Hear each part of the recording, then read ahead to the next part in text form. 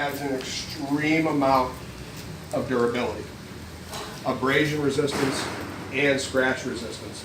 If you have aggregate in your AUSB and you need to recoat, take it off, good luck. You're going to have to take a grinder and grind that surface off. You cannot sand it, you cannot lightly abrade it, you have to grind it off down to your epoxy, and you need to be careful that you don't nick into your epoxy then. So it's really hard to remove, but that's the point. AUSB does not like things to stick to it. It does not even stick to itself. So there's no two coats, there's no recoat window, there's no nothing. It's one shot. So that's why it takes practice. This will be probably the second hardest application after microfinish for, practice-wise. It'll take the longest to get used to.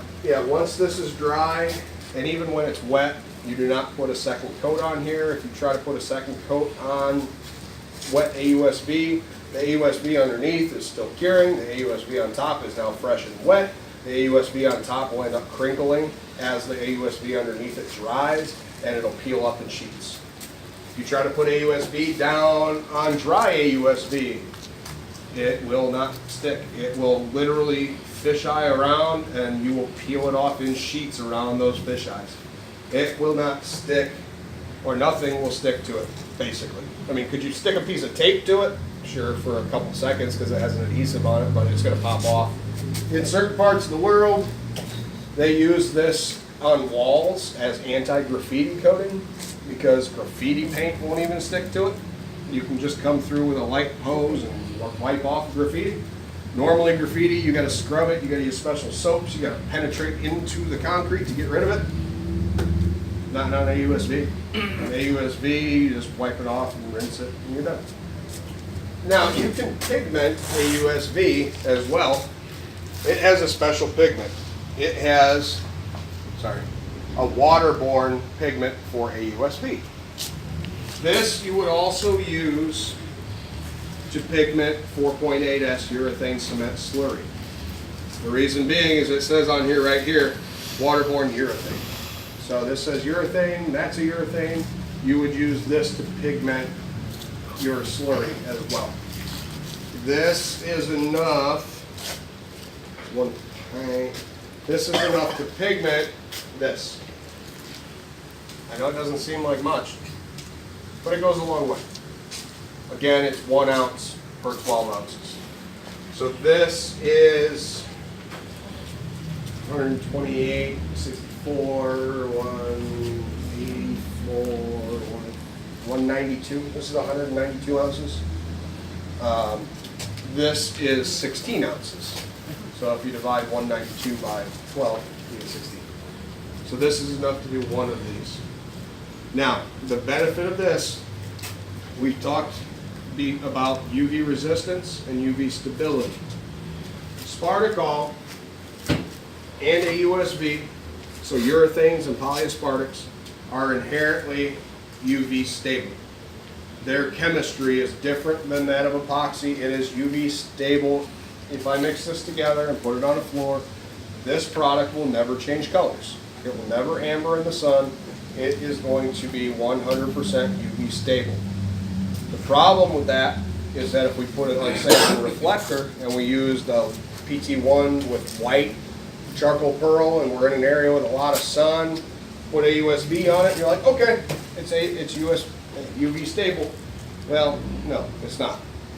The AUSB is, but it's clear. It acts like a window.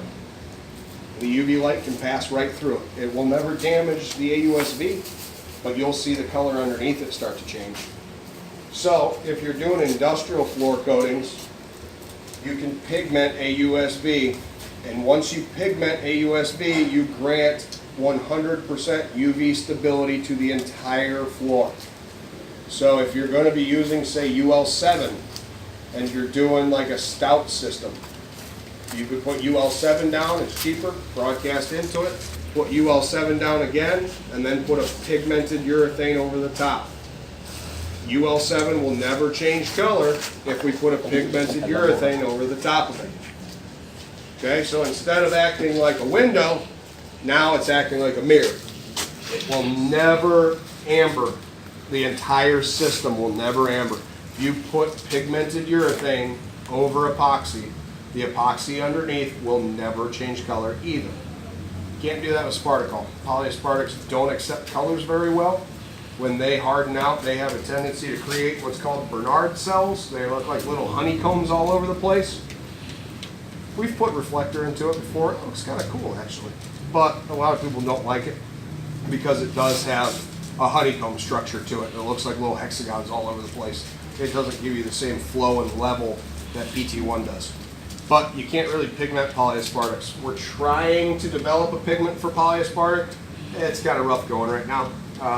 We've tried a couple different ones. We didn't like the way they came out. That being said, top coat wise, you can put Sparticol over epoxy if and only if you add aggregate, the same AUSB aggregate. You can put this in a Sparticol, and you apply it at 57 square meters per 4 liters, 500 square feet per gallon. That's very, very, very, very, very thin. That's stretching material out a lot. Okay. The reason for that, if you don't add the aggregate or if you don't apply it that thin, Sparticol, polyaspartics in general have a tendency to bubble when you put them over epoxy. They're not very compatible. If you put it over epoxy like this or like this, where you have a broadcast material in between, completely fine. It won't bother it one single bit. But if you're trying to use it as a high gloss, clear top coat over epoxy, it'll bubble. Only on the rough surface. Yeah, on the rough surface it adheres great. Yep. It also adheres great if you apply it really, really, really thin and you put aggregate in it. We heard a report of that from somebody and we were like, no way. So Paul and I went down and we had a reflector board and we took some Sparticol and we put it on at our normal coverage rate, and sure as hell it bubbled like crazy. Bubbled millions of bubbles on a board not even this big. We went through here poking them, stabbing them with a knife, popping them. And that was after it already cured. There's no way to get around it. So, one thing, you might hear rumors on the market. Sparticol is about 85% solids. It does have solvent. You might hear rumors of 100% solid polyaspartic out there. Sure, you can have 100% solid polyaspartic, but you can't use it like that. It's too thick. You could never use it like that. It's almost like peanut butter. The viscosity of that is close to peanut butter, actually. It's like 10,000 centipause. Centipause being like 0 centipause is water, how easy water flows. 10,000 pretty much like molasses or peanut butter. It does not flow at all. It's just like bleh. So then you got to cut it with a solvent, and then you don't have 100% polyaspartic anymore, or 100% solid. You've added solvent to it, now you're right back where you started, 85% solids. So you'll hear different things, and I think it's Pure Epoxy who's pushing that 100% solid polyaspartic, and people keep asking them on Facebook, well, how do you apply that? It's so thick. Don't you have to thin it out with a solvent? And they keep deleting people's comments because they don't want to say, oh, well, yeah, you have to. So it's just not a thing that exists. But Sparticol on epoxy, or straight epoxy, add ag, 500 square feet a gallon, 47 square meters a gallon. But we're not going to toss any pigment in here because we're putting it over reflector. We don't want to put pigmented epoxy over a reflector or pigmented urethane. We want to go with regular AUSB. So I'm going to mix up AUSB. I'm going to mix up 32 ounces, which means I need 22 and 11. Oh, this is what I'm going to do. Yes. I'm going to do 22 and 11. That'd be close enough.